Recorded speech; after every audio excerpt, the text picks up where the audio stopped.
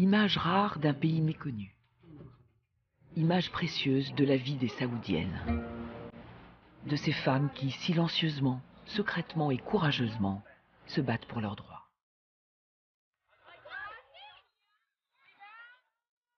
Elles ne veulent plus être bannies de la vie publique et se révoltent contre la restriction de leur liberté.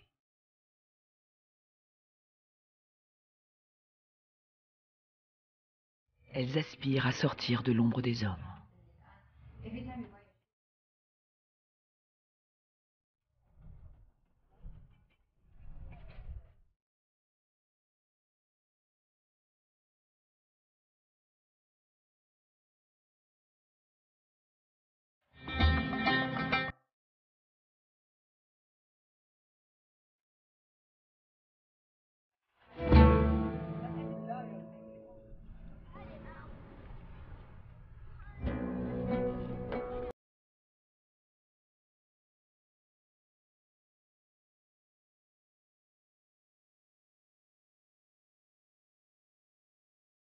Même à Djeddah, sur la mer Rouge, la ville la plus libérale du pays, on enferme les femmes saoudiennes dans un carcan d'interdit. Elles ne peuvent sortir de chez elles sans la traditionnelle abaya, qui les couvre de la tête aux pieds. Elles n'ont pas le droit de conduire, et il leur faut l'accord de leur tuteur masculin pour voyager, travailler ou étudier. Mais derrière le voile, la frustration grandit.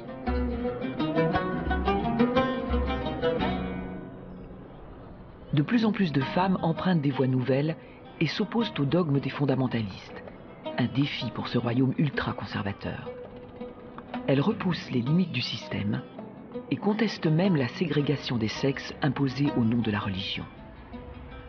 En 2015, les Saoudiennes ont non seulement pu voter pour la première fois aux élections municipales, mais aussi poser leur candidature. Ne pouvant s'adresser directement aux hommes, certaines candidates ont utilisé des comédiens comme porte-parole. Raja Efsi, conseillère en communication et activiste des droits sociaux, est l'une des 2 femmes élues au conseil municipal de Djeddah. Dès la première réunion, des conflits ont éclaté. Tous les hommes n'étaient pas prêts à s'asseoir à la même table qu'elle. Raja Efsi a refusé de prendre place derrière une cloison. Elle a reçu des menaces de mort de conservateurs ultra-religieux. Certains prétendent que les femmes élues au conseil municipal ne sont pas assez matures pour assumer des fonctions politiques. Les hommes le sont-ils donc tous? Nous sommes face à des hommes extrêmement conservateurs, pour qui notre participation à la vie publique est une menace pour la sacro-sainte cohésion de la société et les relations entre l'homme et Dieu ou au sein de la famille.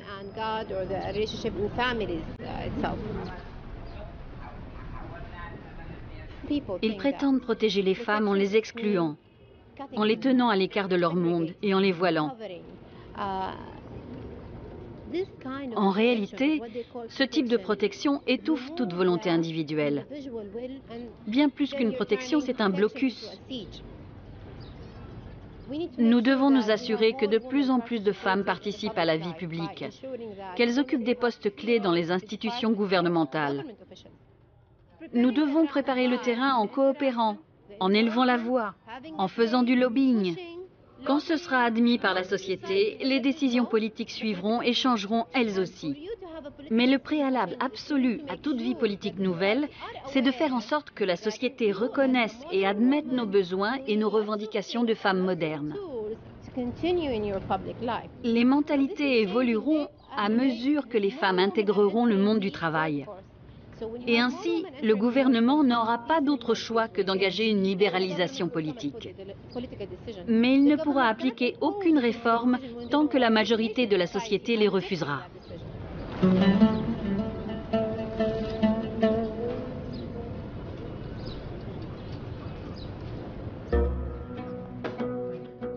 Ces 2 femmes ont réussi en dépit des résistances de la société.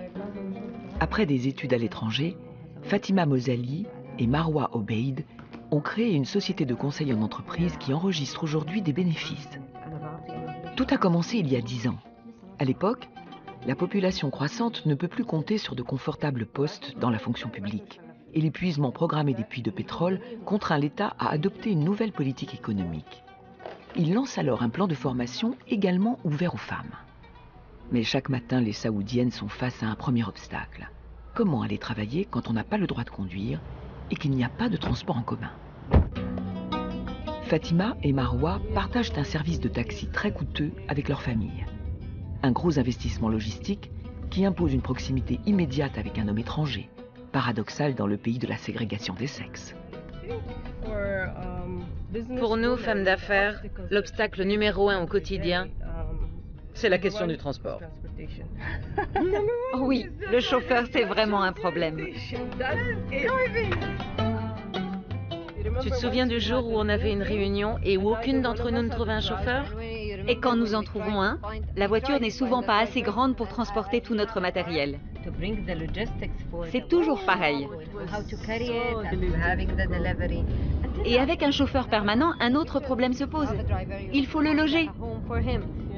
Et régulièrement, quand vous avez besoin de lui en urgence, il n'est pas là. Il a juste laissé les clés de la voiture. Et à nouveau, vous ne pouvez pas aller à votre réunion. C'est complètement surréaliste, une histoire à dormir debout. On peut tout faire à part conduire.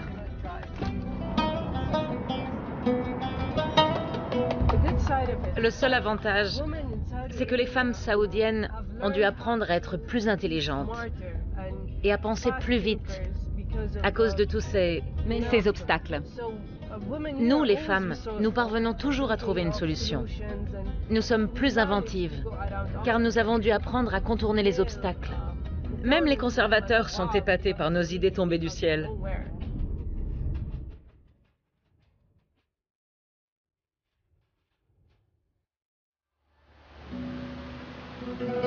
La révolution silencieuse a commencé dans les centres commerciaux et leurs boutiques de sous-vêtements.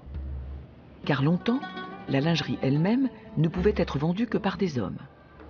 Mais suite à des protestations de plus en plus vives, on trouve des femmes derrière le comptoir, conduites le plus souvent par un parent de sexe masculin sur leur lieu de travail. Dans la société saoudienne, une femme qui vend dans un commerce aura toujours mauvaise réputation. Vous devez justifier le moindre retard après le travail et on vous soupçonne de je ne sais trop quoi. Avant, il fallait un homme pour vous protéger et qui prenne la parole pour vous. Maintenant, je peux prendre les choses en main, mais ce n'est pas toujours évident. Un jour, un client m'a demandé des grandes tailles. Visiblement, sa femme était obèse. Il est revenu plus tard, il a voulu voir les maillots de bain. Et voilà qu'il me demande ma taille à moi. Et c'est sans parler des tracasseries de la police religieuse. Elle porte en général sur notre aspect extérieur, notre look qui pourrait attirer le regard des hommes. Des agents de police ont arrêté notre agent d'entretien parce qu'il travaillait dans notre magasin exclusivement féminin. Ils nous ont dit que la présence de cet employé nous imposait de porter le voile légal. Ils nous disaient « Repentez-vous, craignez Dieu ». Ces remontrances en public relèvent de la diffamation. Mais à qui nous plaindre? C'était très gênant cet incident, avec l'arrivée de la police et l'arrestation de l'employé, sous prétexte qu'il y avait là un cas de mixité en isolement. L'agent de police répétait qu'il avait vu un autre agent d'entretien s'enfuir. Et en effet, l'un d'eux s'est enfui. Il avait peur.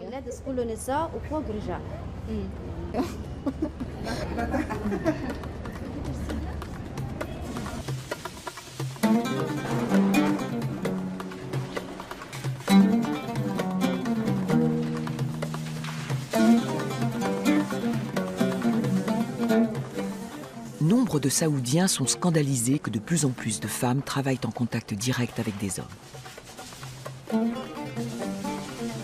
Saïf, la boulangère, fait figure de pionnière dans le vieux Djeddah. Mon père a tenu cette boulangerie pendant 80 ans. Il m'a transmis l'amour de son métier et à sa mort, j'ai repris l'affaire, préférant que ce soit moi plutôt que quelqu'un d'autre. Même mes frères et sœurs ainsi que mes proches se demandaient ce que j'allais bien pouvoir faire dans cette boulangerie. Mais je ne me suis pas laissée décourager. Initialement, ma famille ne s'attendait pas à ce que je sache gérer le commerce. Je dis aux femmes qui aimeraient travailler qu'elles ne doivent pas avoir peur. Le plus important, c'est de surmonter sa peur et d'être passionnée par le métier qu'on désire exercer. La femme se doit d'être audacieuse. Elle doit avoir confiance en elle lors des transactions et des contacts avec les gens. Depuis mon entrée dans la vie active, j'ai senti un changement dans ma personnalité. Je me suis mise à réfléchir à ma vie. Qu'est-ce que je vais faire demain? Que dois-je entreprendre? Désormais, je prends mes décisions toute seule. Il m'arrive d'hésiter.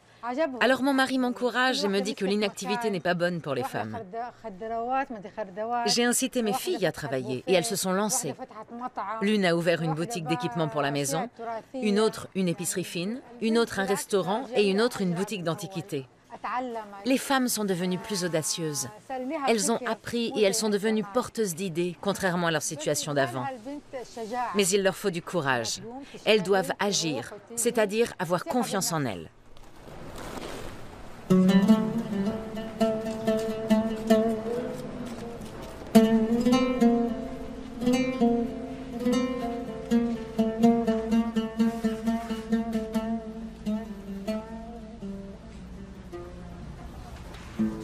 Après ses études de droit, Sofana Dallan s'est battue 13 ans pour que l'État saoudien lui donne l'autorisation d'exercer en tant qu'avocate. Elle a été l'une des premières femmes du pays à l'obtenir. Durant cette période, elle a créé une agence de placement pour créatifs. Aujourd'hui encore, elle s'engage pour la modernisation des lois religieuses. La charia est souvent mal interprétée de nos jours. On s'arrête à des passages de versets que des gens ont sortis de leur contexte et qu'ils ont interprétés de manière à servir leurs propres intérêts, leurs propres délires. Ces gens se cachent derrière la charia pour prêcher et donner des leçons de morale. Le concept de tuteur, par exemple, est utilisé de manière complètement abusive. Être tuteur, ça signifie que vous avez la responsabilité de subvenir aux besoins des femmes. Pas que vous allez les contrôler et les mener à la baguette. Et ça vaut pour beaucoup d'autres choses. Aujourd'hui, ils disent que les femmes n'ont pas le droit de travailler. Eh bien, le premier modèle de femme était la première épouse du prophète Mahomet, Khadija. C'était une femme d'affaires très puissante. C'est elle qui l'avait demandé en mariage et elle l'a toujours soutenue financièrement. Alors, qui était le tuteur, là ? Aujourd'hui, les érudits sont surtout des prédicateurs qui continuent d'enseigner cette interprétation archaïque des Écritures. Nous avons grand besoin de femmes juristes pour étudier les textes d'un œil neuf et les replacer dans le contexte actuel pour élaborer de nouvelles lois et lancer un débat à propos de ces lois. Car la discussion est le moteur du changement. Je ne crois pas en la révolution. Beaucoup de femmes de ma génération repoussent quotidiennement les limites. Mais notre conception de la liberté individuelle n'est pas la même que dans le monde occidental. J'ai l'impression que les femmes sont plutôt des marchandises là-bas. Je porte mon abaya et je l'aime. Elle n'a rien d'opprimant pour moi. Ce qui est opprimant, à mon sens, c'est quand des gens, en Occident, veulent que j'ai l'apparence que les femmes doivent avoir selon eux. Pourquoi voulez-vous que je sois comme vous ?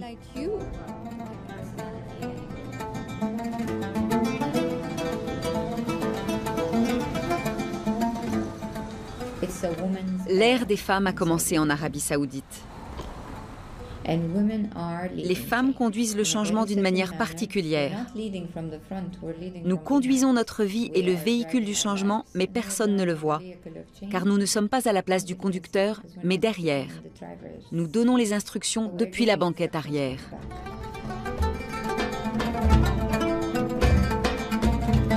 Ici, le sport en public est interdit aux femmes et aux filles. Les écoles possèdent très peu de gymnases, ce qui pose des problèmes de santé publique du fait du manque d'exercice. Les joueuses se contentent des rares terrains d'entraînement privés, comme ces jeunes recrues du Jeddah United, le premier club de basket féminin du pays. C'est Lina Almaina, elle-même joueuse, qui a fondé le Jeddah United.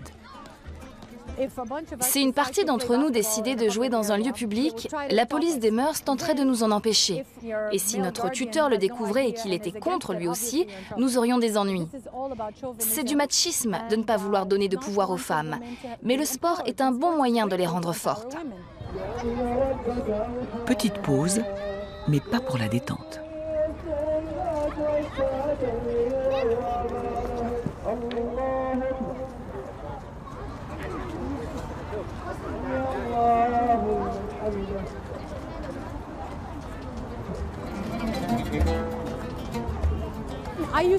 On m'a beaucoup attaqué sur les réseaux sociaux, dans la presse, par téléphone, par message sur mon répondeur. C'était toujours des tentatives d'intimidation. On me disait que le basket menait à l'homosexualité, qu'il rendait les familles modestes, qu'elles ne s'habillaient pas correctement, qu'elles allaient quitter leur foyer, ne plus s'occuper de leurs enfants, et qu'avec tout ça, la société allait s'effondrer. On me disait aussi que nous détournions les femmes de leurs obligations religieuses, que le basket était immoral, que nous n'étions pas patriotes, que nous n'aimions pas notre pays, que nous n'étions pas religieuses, que nous n'avions pas de sens communautaire, que nous étions américanisés et que nous étions venus corrompre les filles. C'est pareil qu'un match de foot, de basket ou de tennis même. Mais je sens qu'on est à un tournant avec la génération Twitter et Instagram par exemple. Elle représente 70% de notre population et c'est une génération très ouverte au monde. La société saoudienne elle-même change beaucoup.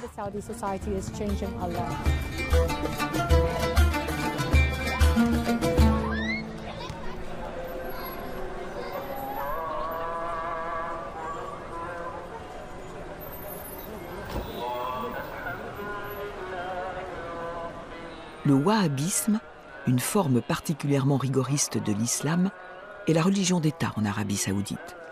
Et il s'impose dans tous les domaines du quotidien.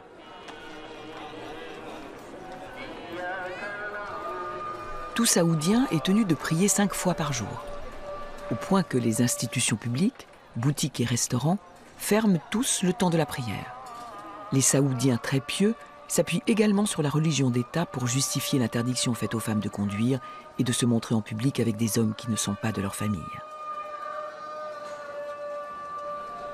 Pour l'instant, la monarchie saoudienne est encore assez riche pour acheter la loyauté de ses citoyens et étouffer leurs aspirations à plus de droits et de libertés individuelles en leur garantissant la gratuité de l'électricité et de l'eau, des salaires élevés pour les nombreux fonctionnaires et l'absence d'impôt sur le revenu.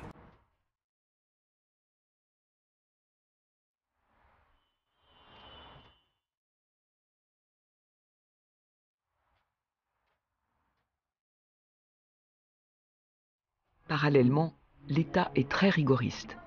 Les pendaisons se pratiquent toujours sur les places publiques et devant les mosquées. Et les divertissements publics, comme le cinéma, le théâtre ou les boîtes de nuit, sont interdits, même dans la cité libérale de Jeddah. Il n'y a qu'à l'Al Comedy Club que le peuple peut se défouler.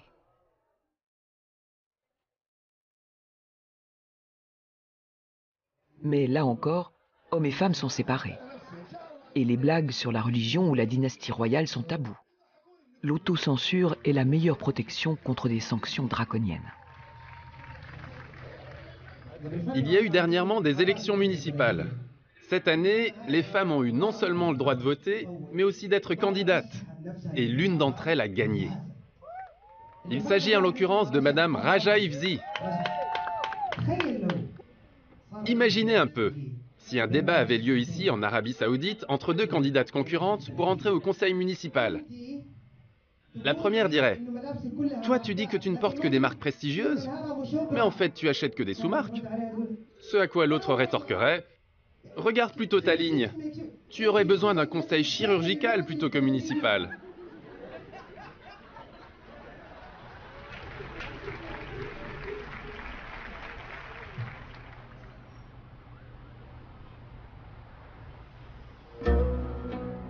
Tandis qu'au théâtre, hommes et femmes ne peuvent s'amuser que chacun de leur côté, les éditions Ocase viennent de renoncer à leurs entrées séparées.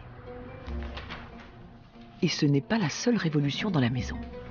C'est désormais une femme qui dirige la Saoudi Gazette, journal anglophone qui compte parmi les plus grands quotidiens du pays. Somaya Jabarti. Je ne m'attendais pas à vivre ça un jour. Une femme, saoudienne en plus, nommée rédactrice en chef d'un quotidien saoudien. Je n'aurais pas imaginé que le conseil d'administration de la maison d'édition et le ministère approuveraient cette décision. Je pensais que c'était une plaisanterie, car nous sommes en Arabie Saoudite et je suis une femme saoudienne.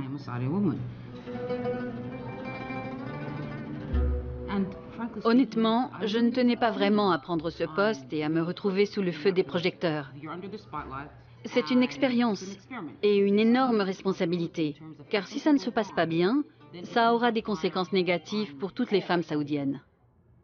J'imagine qu'ils m'ont nommé pour montrer au monde entier que l'Arabie Saoudite devenait plus progressiste, que le pays voulait avancer. Je suis consciente qu'il est possible que ce ne soit que symbolique, que l'on peut se servir des femmes comme d'une couverture pour vendre une cause, une idée. Mais je ne veux pas être un porte-parole. Je ne représenterai que ce en quoi je crois, moi. Mais quelle liberté une rédactrice en chef a-t-elle dans un pays où un simple poème peut vous faire condamner à la prison à vie? Je ne répondrai pas à cette question. Je dirais juste qu'il y a beaucoup d'autocensure et qu'il y a peut-être une ou deux zones taboues. Mais il y a énormément d'espace entre et en dehors de ces zones que l'on peut utiliser, exposer. Et de toute façon, ce n'est pas l'État qui définit la ligne éditoriale d'un journal.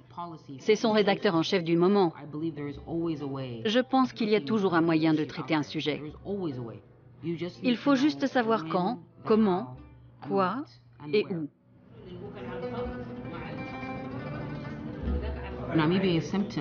Je suis peut-être un symptôme du changement, mais je n'en suis certainement pas la preuve vivante. Il y a tant d'autres choses essentielles à modifier. Ma nomination ne change finalement pas grand-chose à la réalité des femmes saoudiennes sur le terrain.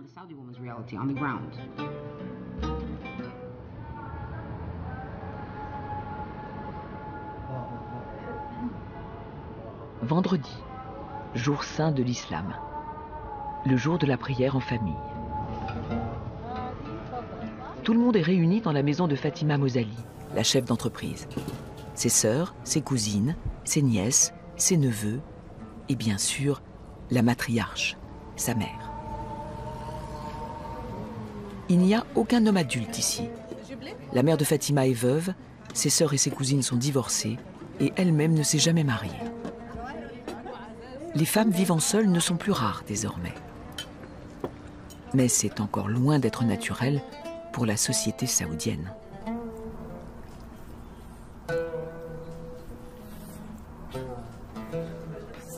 Beaucoup de gens continuent de me regarder avec pitié. La pauvre. Elle n'est pas mariée et elle n'a pas d'enfant. Elle mourra vieille fille. Quel dommage. J'ai été la première femme de la famille à divorcer. Quand j'ai pris cette décision, même ma famille était d'accord. Mais quand j'ai été prête à saisir le tribunal, mon père m'a dit « Fais attention, la communauté ne te regardera plus de la même façon et tu vas en souffrir. » Il y a de plus en plus de femmes célibataires en Arabie Saoudite. Et beaucoup d'hommes se demandent quel est leur rôle s'ils n'ont plus personne à soutenir financièrement. Ils sont désemparés. Il y a une énorme différence entre notre société et la société occidentale. Chez nous, vous pouvez aller au tribunal et dire « Il ne me verse rien ». Qu'il s'agisse de votre mari, votre père, votre fils, votre frère ou votre oncle, c'est une obligation.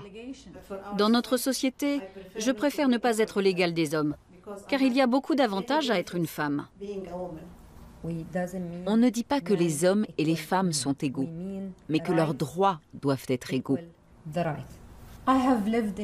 J'ai vécu 1 an en Angleterre pour y faire mon master. Et croyez-moi, je pleurais pratiquement tous les jours là-bas. Et j'avais vraiment pitié des femmes occidentales. Très sincèrement. Ici, n'importe quel homme me voyant dans la rue avec un sac lourd me proposerait de le porter. Mais en Angleterre, les femmes descendent même la poubelle elles-mêmes. Je ne veux pas être leur égale, juste avoir les droits qui me reviennent. Je ne veux pas des responsabilités des hommes, des problèmes qu'ils doivent gérer.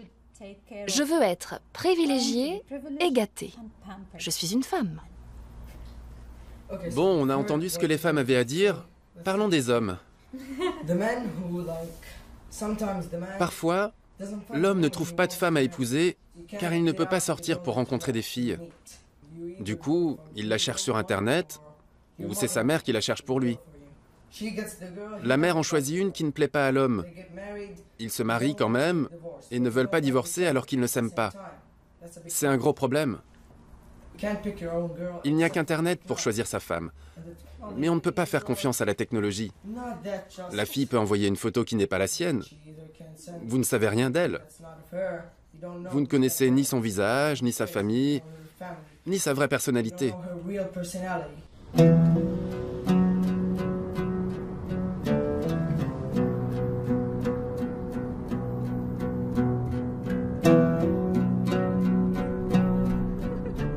Petite excursion dans une bulle de liberté, le temps d'un week-end.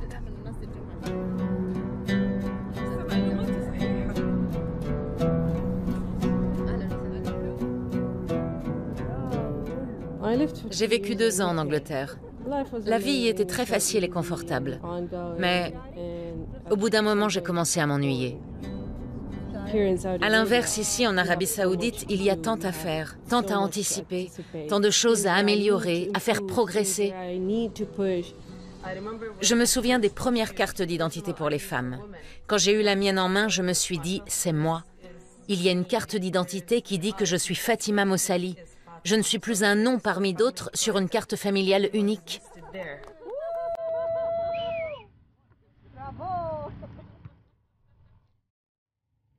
En ville, la redoutable police religieuse ne tolérerait jamais cette rencontre de femmes et d'hommes non apparentés. Elle pourrait même procéder à des arrestations.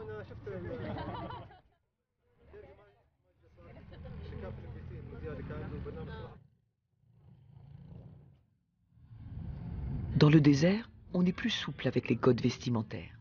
Foulards et abayas sont plus colorés et parfois même disparaissent. L'Arabie Saoudite au-delà des apparences, des images rares. Des hommes et des femmes aux métiers créatifs se sont donné rendez-vous dans le désert via les réseaux sociaux pour bavarder et faire connaissance. Ils échangent des idées, discutent de projets. Des relations sociales hors du cadre strict de la famille élargie. Des rencontres inspirantes avec Tagred, l'organisatrice d'événements, Amal, la graphiste, ou encore Louloua, artiste peintre. Toutes sont divorcées et réussissent dans leur métier.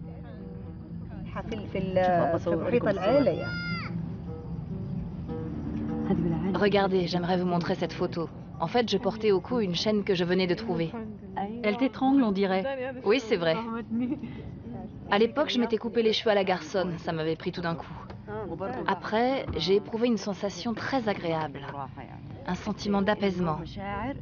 J'ai eu l'impression d'avoir extériorisé mes sentiments et donné libre cours à ma parole. J'ai alors respiré à plein poumon, avec une forte envie de garder l'air dans ma poitrine. Tu n'as pas envie d'apporter cette photo la semaine prochaine et de l'intégrer à l'exposition? Je ne sais pas encore. Ça me fait un peu peur, en fait. Tu es prête à affronter les obstacles en exposant une telle photo? Parce que la photo est un peu osée. Tu auras droit à un tas de critiques. Tu es parée? Oui, du moment que j'ai un objectif dont je suis convaincue. Et si on me parle de licite et illicite, j'y crois pas, moi, au licite et à l'illicite. Que vas-tu répondre aux gens? Et tu fais quoi si un agent de la police religieuse vient te demander comment tu oses exposer ces photos? Tu lui réponds quoi?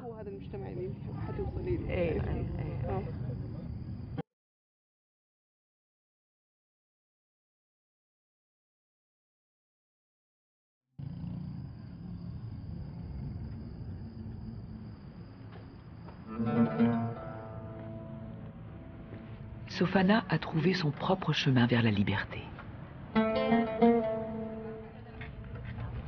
Je me souviens d'un moment qui a vraiment changé ma vie. C'était quelques heures après la naissance de ma seconde fille, Ouda, au Koweït. Ma fille aînée, Nora, a regardé sa sœur, puis m'a demandé « Maman, elle sera comment Ouda quand elle sera grande ?» Là, j'ai vu ma vie défiler comme un film. Et j'ai vu ce que c'était vraiment d'être une femme saoudienne. Il vous faut une autorisation pour étudier ce qui vous passionne. Votre diplôme ne peut pas être reconnu. Pour aller étudier, vous devez être accompagné d'un tuteur masculin. Et vous avez toujours besoin de son autorisation pour voyager.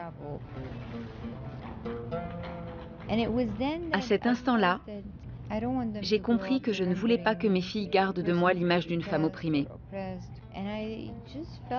J'ai réalisé qu'il était temps pour moi d'affronter mes propres peurs et d'assumer qui je suis.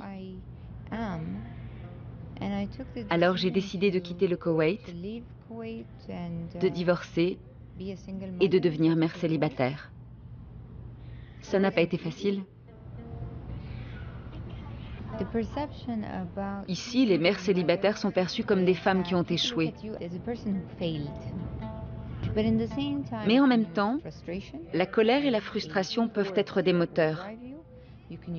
Je m'en suis servi pour avancer. Je n'avais plus d'excuses pour fuir mes peurs. Je devais surmonter les obstacles.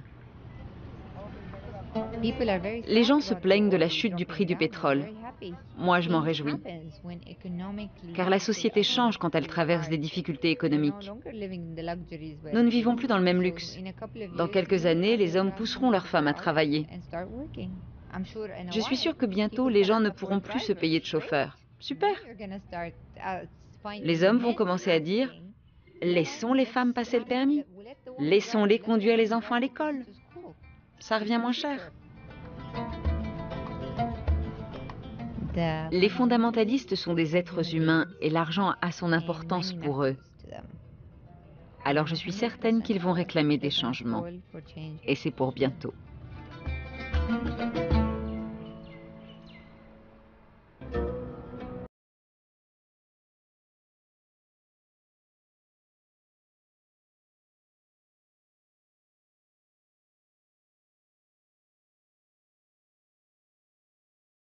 Dirige cet atelier de broderie industrielle. Elle est saoudienne elle aussi et mère de 3 enfants.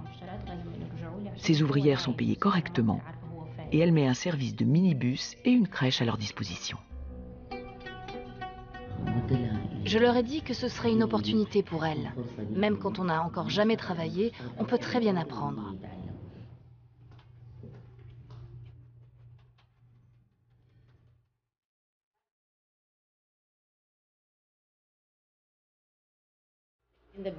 Au début, nos clients masculins ne nous faisaient pas confiance. Ils ne savaient pas comment négocier avec nous, les femmes. Certains clients ne commandaient que des toutes petites quantités, car ils ne nous croyaient pas capables de les livrer à temps. Mais après le 2e, 3e contrat, ils se sont mis à tout commander chez nous. Ils nous font confiance, même pour de très grandes quantités.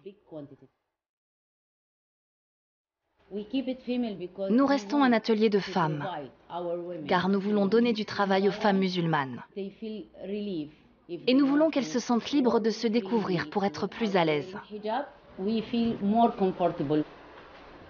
Si elles sont voilées aujourd'hui, c'est parce que nous les filmons. Au départ, elles venaient travailler uniquement parce qu'elles avaient besoin d'argent. Mais elles ont vite compris que le travail, c'est bien plus que cela. Il vous apporte une sécurité personnelle, vous fait prendre conscience de votre valeur et de vos droits au sein de la société.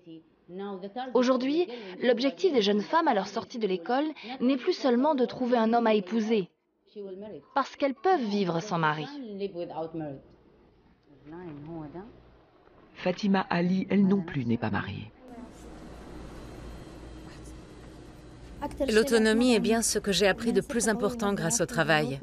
Je suis devenue forte, je m'active, je fais des choses que la société réprouve, comme par exemple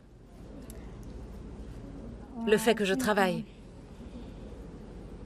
que je sorte.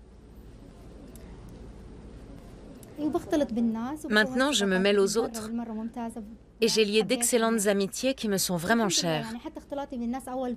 Avant, je ne fréquentais pas beaucoup les autres parce que j'étais tout le temps à la maison.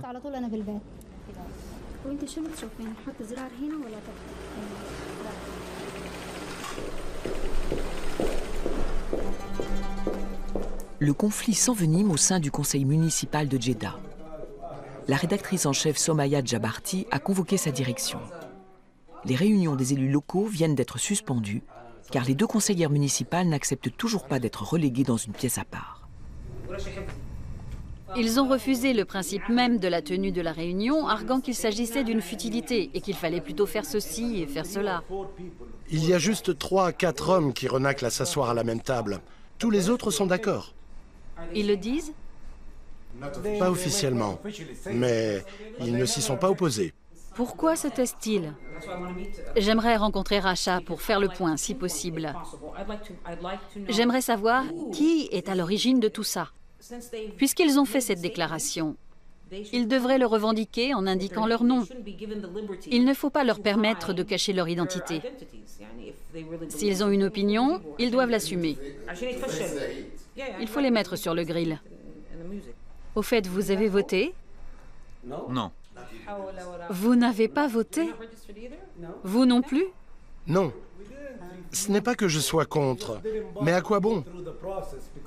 Ça n'aurait pas changé grand-chose de toute façon. Le conseil municipal n'a aucune autorité réelle dans la vie communale. Vous ne voulez participer au processus démocratique que quand tout sera conforme à vos attentes. C'est ça. Si ça ne tenait qu'à moi, vous n'auriez plus le droit de voter. Parce qu'il faut que vous preniez part au changement, au combat. Vous préférez rester en retrait pendant que les autres font le sale boulot?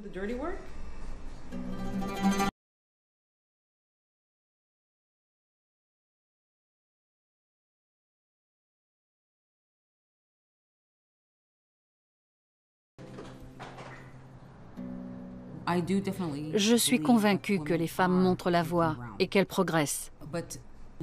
Mais leur statut juridique laisse encore beaucoup à désirer ici. Ça me dérange profondément d'être considérée légalement comme une mineure. Cette injustice, cette frustration est toujours là, comme un fleuve tranquille sous ma peau. Mais il me suffit d'entendre telle ou telle histoire pour que ce fleuve se mette à bouillir intérieurement, comme les laves d'un volcan.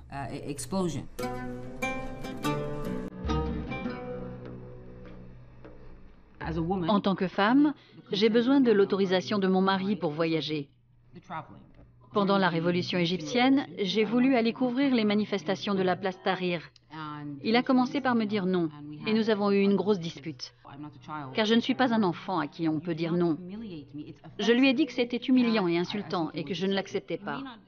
S'il avait insisté, je n'aurais rien pu faire légalement, mais je n'aurais pas pu rester avec lui. Je pense que tout ça est plus imputable à notre société patriarcale qu'à la religion en soi.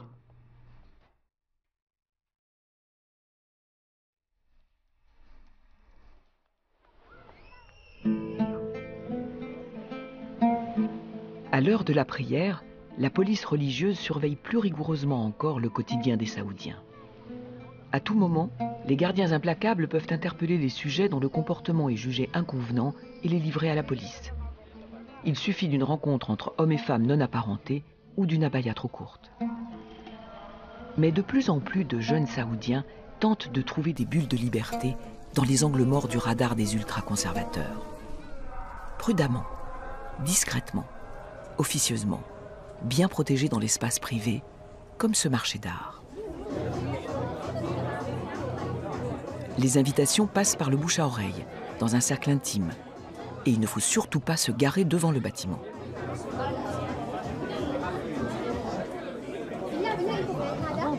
Les abayas clairs des femmes en disent déjà long.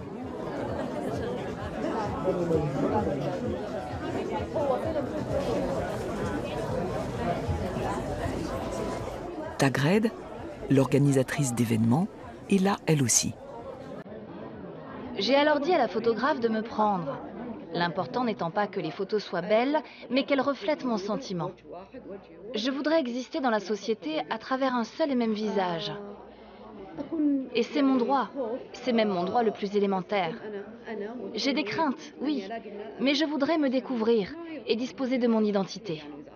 Ces prédicateurs-là vitupéraient toujours quand je les écoutais. Cela m'embrouillait et j'étais devenue incapable de saisir la réalité. Ces trois-là ont déformé ma perception d'un tas de choses. On nous répétait dans le passé que rire était impoli et qu'il fallait tout de suite se repentir après avoir ri. Je suis confrontée à un tas de choses que je n'apprécie pas, à des pressions sociales. L'important est de ne pas renoncer à ce que je suis.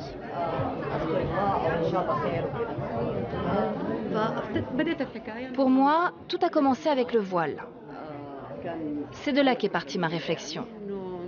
À savoir qu'en tant que petite fille, vous avez un seul visage. Et puis, vous voilà soudain obligé d'en avoir plusieurs. Ici, et c'est mon point de départ, je parle du voile comme symbole du passage de l'enfance à l'âge de femme adulte. Je rejetais le voile depuis longtemps déjà. J'avais le sentiment, sans vraiment savoir pourquoi, que c'était une chose hideuse.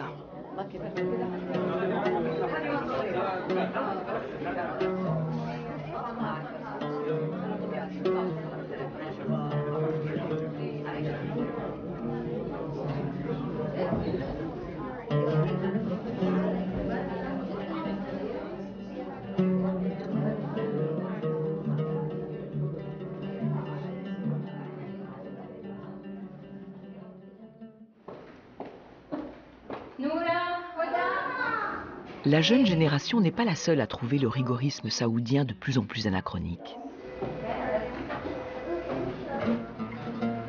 Sofana vient d'une famille influente de la classe supérieure.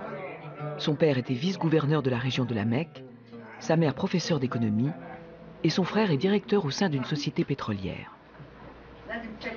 Depuis son divorce au Koweït et son retour à Jeddah, elle vit à nouveau dans sa famille avec ses 2 fillettes. Les libertés des femmes sont effectivement limitées dans notre pays. Mais nous donnons toute liberté à nos filles d'aller là où elles veulent. Elles ont toute notre confiance. Leur père, qui est leur tuteur, ne leur interdit rien. Elles n'ont pas besoin de son accord. Conduire n'est pas contraire à notre religion. Quel est l'intérêt d'employer 3, 4 chauffeurs quand tous nos enfants, fils ou filles, conduisent eux-mêmes dans des villes bondées comme Londres, Paris ou New York? Ils savent conduire. On ne peut quand même pas les tenir à l'écart du monde. Ça n'a pas de sens de leur faire faire des études pour rester à la maison ensuite. Il faut que nos filles travaillent et qu'elles sortent. Le changement sera inévitable, parce qu'il est nécessaire.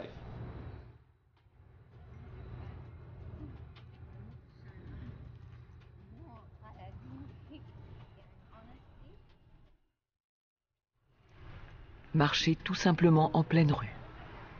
Une première conquête révolutionnaire.